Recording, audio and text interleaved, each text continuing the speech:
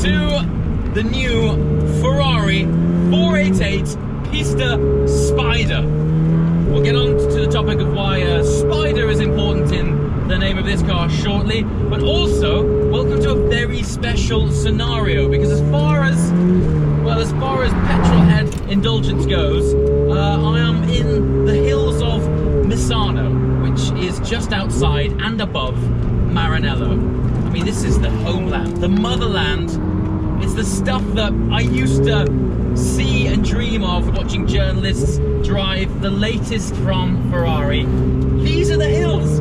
This is where I am. What a magical moment. Anyway, enough of my own indulgence.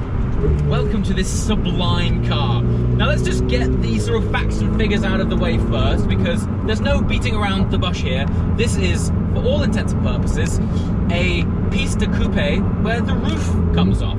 So it's still the 3.9 litre twin turbocharged V8, still flat plane crank, which generates that resonant, wonderful tone of Maranello. Just listen to it. And despite the fact that it's heavily turbocharged, it does sound pretty cool. But before I get into the way this thing drives, I want to share with you somewhat of a personal story. So, fact of the matter is, I was actually offered from my Ferrari dealership a 488 Pista coupe about 3 times. And all 3 times, I politely declined, mostly because I just sunk all of my money into an F12 TDF. But also, the main reason was that my preference was this car, the 488 Pista Spider. And you're probably thinking, yeah, because it was exclusive and it was rare and the values, you know, they only go one way, which is up, because you basically couldn't get hold of one. But actually, the reason that I wanted this car was for none of those reasons. In fact, it wasn't even because the roof comes down. No, it was for the button to the left of the roof mechanism, which activates that little window right there. You see, the stigma that follows Ferrari is actually its phenomenal history, which is the iconic sound of its naturally aspirated V8s. Now, I was a long-term owner of a 458 Speciale, and the sound of that thing was absolutely stunning. And let's face it, we don't buy these cars with our minds, we buy them with our hearts. And one of the things that pulls on our heartstrings the most is the emotion. And a great deal, I mean a vast swell of emotion, comes from the way these things sound. Now, as fantastic as the Pista coupe sounds, it kind of felt like you were invited to a Pavarotti concert, but you'd have asked him to sing in the room next door. And it wasn't until you opened the doors that you could really hear the full resonance of that man's diaphragm hitting your ear holes. And that's what this car does. It opens the doors to the room next door. And not by taking the roof off, by simply dropping this window with this button here. Listen to this. Different story. Totally different gravy. Look at that! The simple act, the simplest of acts, lowering the smallest piece of glass in the entire car. All of a sudden, we are back. Sublime sounding Ferrari. Look at it. Just listen. Pavarotti is in your living room.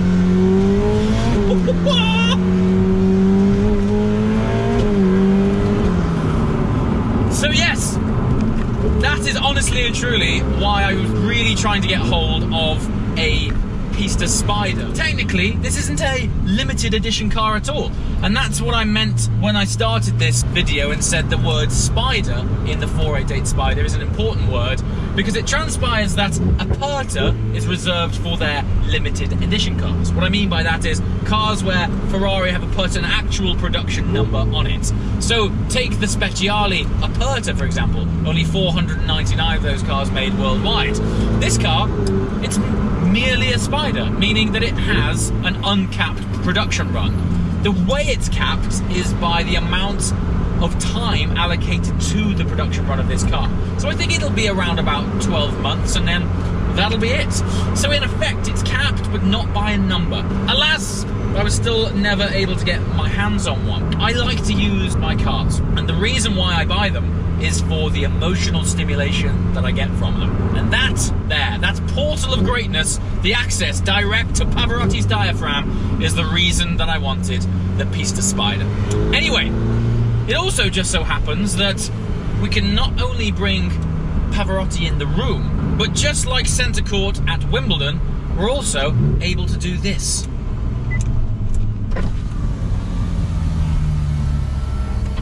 Yes. Now this truly changes the entire dynamic of what this car is all about. And guess what? You can retract this roof in 30 seconds, doing up to 40 kilometers an hour. Now, if you thought Pavarotti was cool in your living room, let's just discover what he's like in an open-air stadium.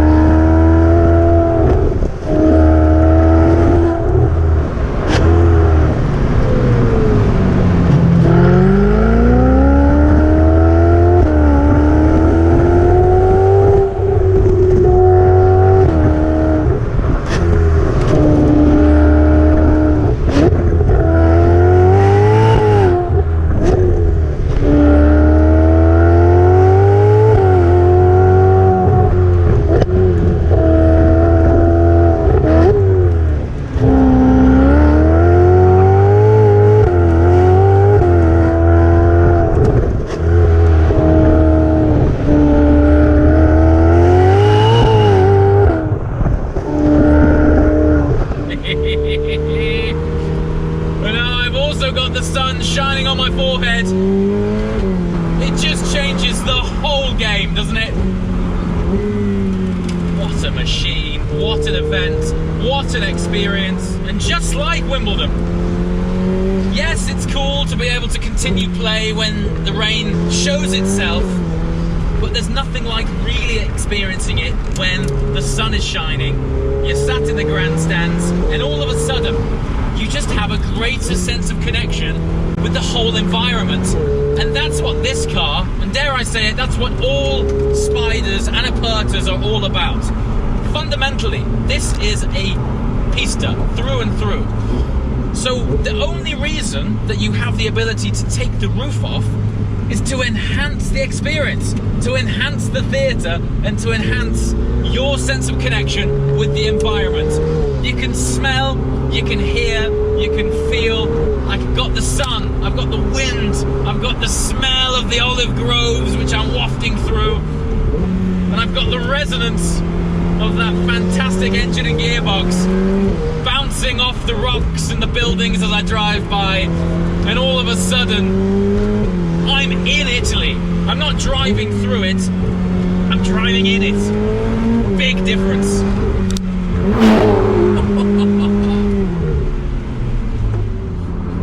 So let's just turn it down a notch so I can provide you with a little bit more valuable insight and information to what this car is all about.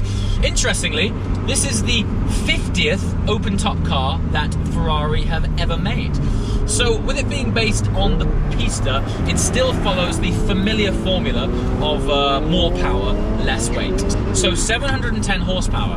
However, despite the fact that this car is 40 kilograms lighter than the 488 GTB Spider, it is remarkably 100 kilograms heavier than the Pista Coupe. Now I say it's remarkable because this still has exactly the same performance times. 0 to 62, still 2.9 seconds. And amazingly, 211 miles an hour with the roof down. God knows what that feels like. Listen to those shifts. Listen to those shifts. And that really is the best way of me conveying to you what this car is all about, through sound. I mean, you can hear how fast it shifts. and down through the box as well. It's, listen to that.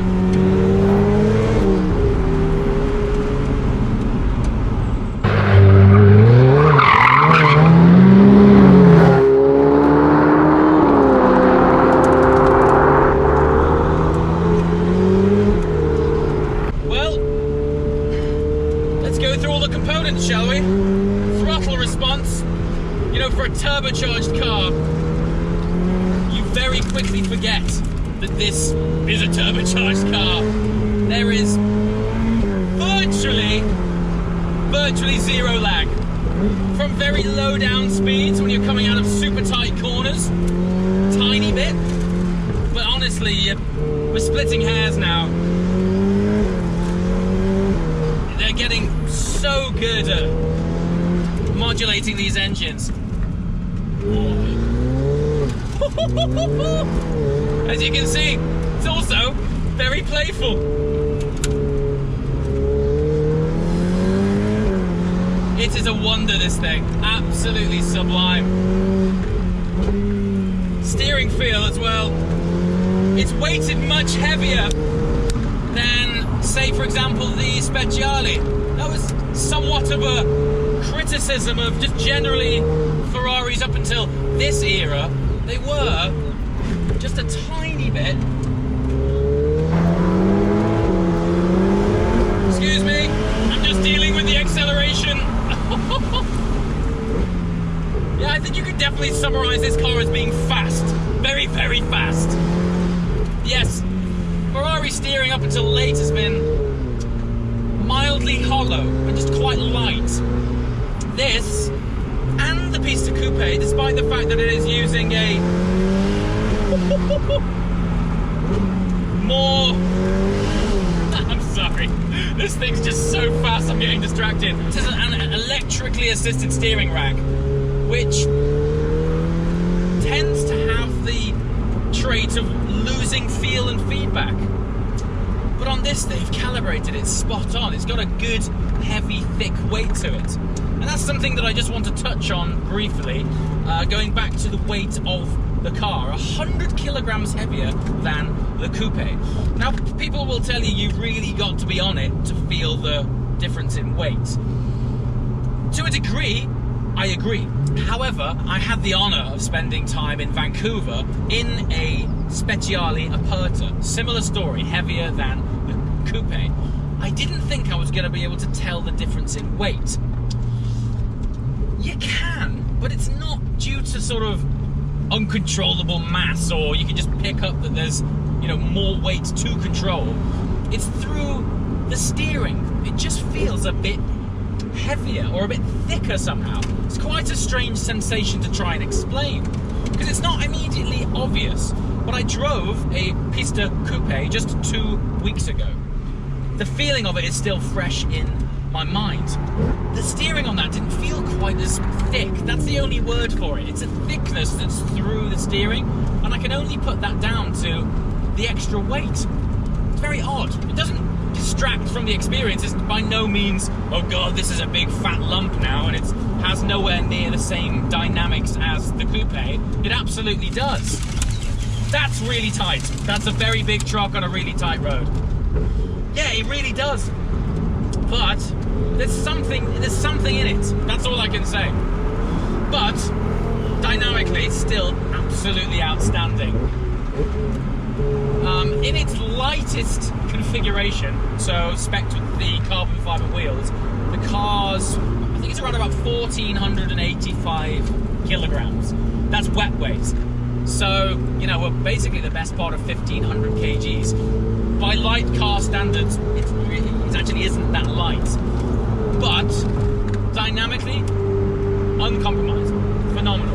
And don't forget, this is a lifestyle car, isn't it? While you could take this to a circuit and it would do remarkably well, by taking the roof off a Pista Coupe, which is in effect what Ferrari have done with this car, it becomes a lifestyle car, in that you can swan on through these resplendent hills and absorb the sound of that flat plane crank V8 better than, well, the coupe.